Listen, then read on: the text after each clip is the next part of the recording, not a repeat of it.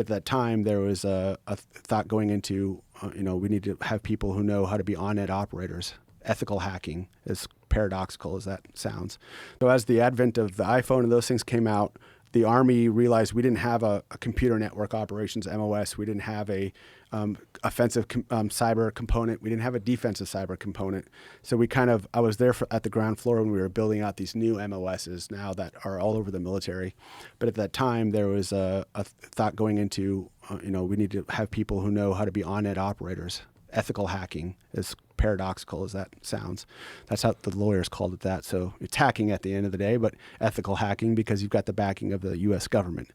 And so we set up that framework and really started launching into operations, 2006, 7, 8, all the way into my last deployment in 2017 or 2017.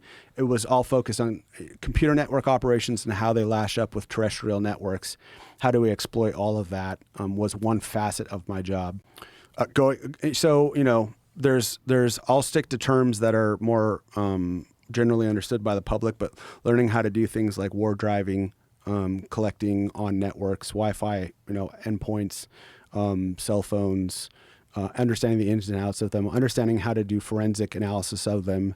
So after there was an operation and a bunch of guerrillas had been sent in to kill a bad guy, we could derive maximum intelligence value from the handset to plan other operations. And so, it would be passive monitoring of networks to inform the intelligence picture, which would lead to either combat operations or active computer network operations, where now it's like, well, there's, an Iraqi or an Afghani router that hasn't been patched in 3 years, and we think we can either write or find a 0 day, which is just an exploit of those routers, where we can muck with their router in a way where they think they're getting good information and they're not, or erecting other things to mitigate risk for the commander. So human intelligence.